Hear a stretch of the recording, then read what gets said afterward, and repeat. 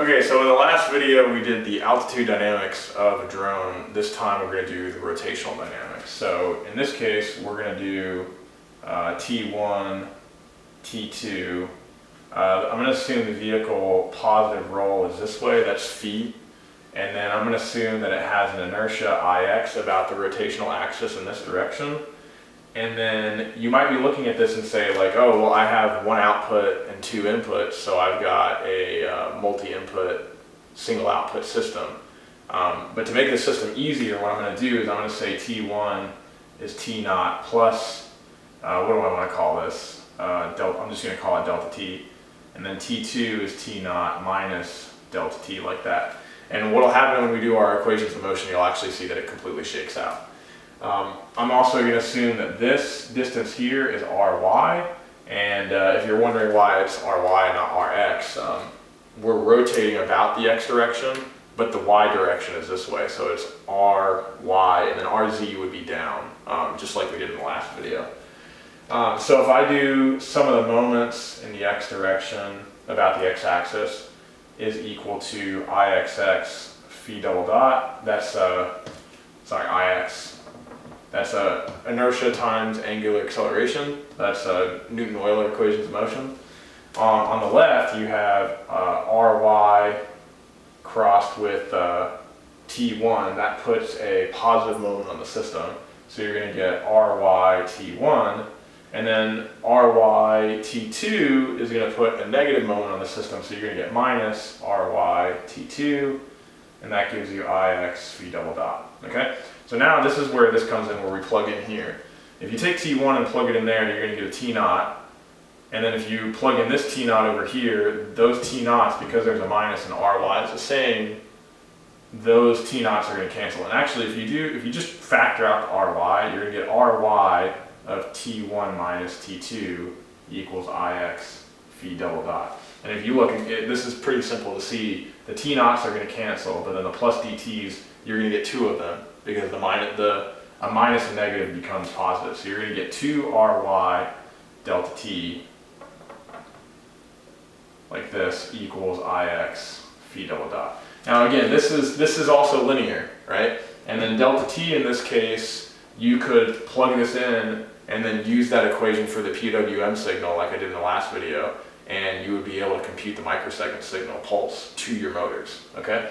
And so at this point now, you can just take a look at this and you can say like, all right, and by the way, because of this I'm going to lead into another video here, I'm going to call this delta T phi, like this, like that, delta T phi, and then yeah, so now my transfer function is delta T phi goes into some transfer function, and then the output is my angular velocity.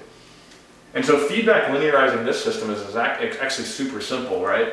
Because you have phi double dot equals F plus GU in this, and I'm going to do HU, where in this case F is 0. There are no, we're assuming the rotational drag is negligible, at least for what we're doing. Plus H in this case is just 2Ry over Ix, and then my input U is delta T phi. Okay, and so there are my equations of motion for rotational dynamics. And from here I can use my feedback control law, and I can say delta T phi is 1 over H times F minus, or gamma minus F. And so you have delta T phi is 1 over H, so you just get Ix over 2Ry, that's R subscript Y. And then gamma, F is 0, right? So it's just times gamma. All right, and there's your pseudo control law. And then at that point, you just use the exact same thing we did in the last video. You just say gamma equals phi double dot command plus Kp phi minus phi command plus Kd phi dot minus phi dot command. And if you carry that over, you're closed loop stable, everything's great. Okay? If you take an aside here, right, the equations of motion for pitch are exactly the same. It's except just basically the subscripts change. You're going to get theta double dot equals 2rx, right? Because you're looking at the x direction, over iy times delta t theta, like that, right? And then your psi double dot is a little bit different because you're actually putting torques on the system, and so you have to look at what is torque. And so I think let me just talk about this now.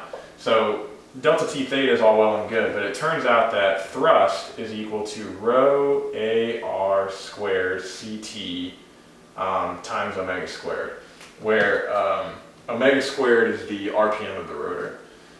Q, the torque, right? So yaw is the torque, right? So when you spin a rotor, you are creating thrust, but you're also creating an equal and opposite torque. So when the motor spins, the body spins the other way.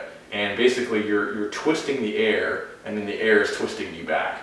That torque is rho ar cubed CQ omega squared.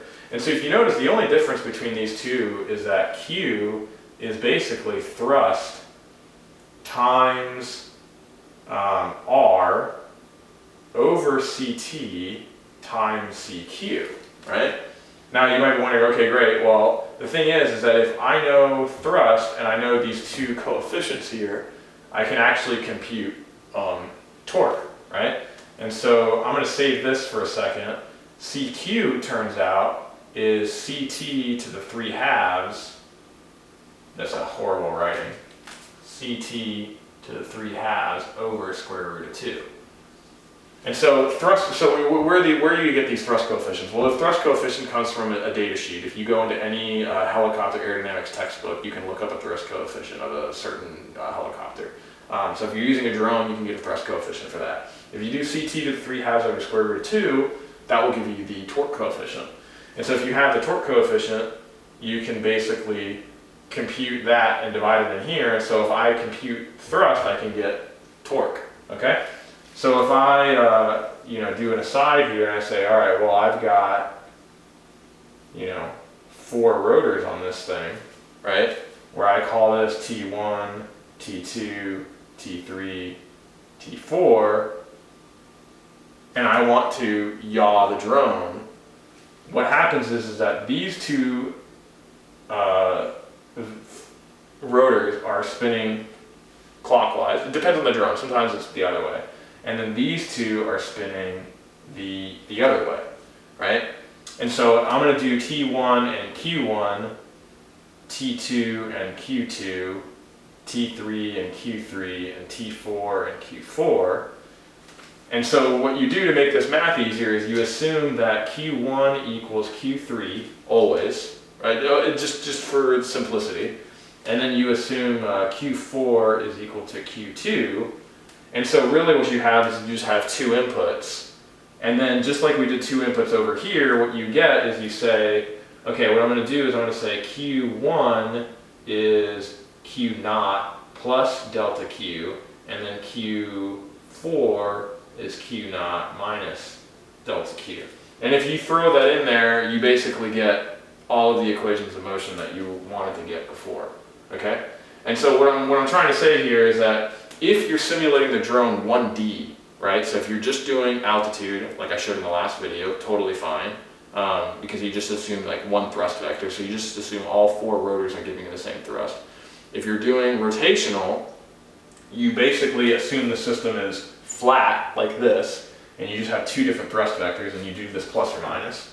If you assume this is pitch now, you do the same thing, you just change that to Rx, that to Iy, and then you get, say the front rotors and the rear rotors, plus or minus the delta T phi.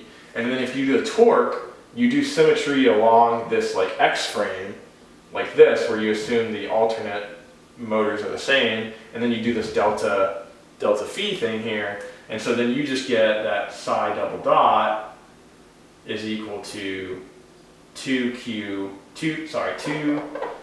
delta Q over IZ. Okay? And you can feedback linearize that exactly the same way if you're doing 1D. If you combine it all together and you want to feedback linearize the whole system, that's a little bit more cumbersome, and I'll show that in the next video.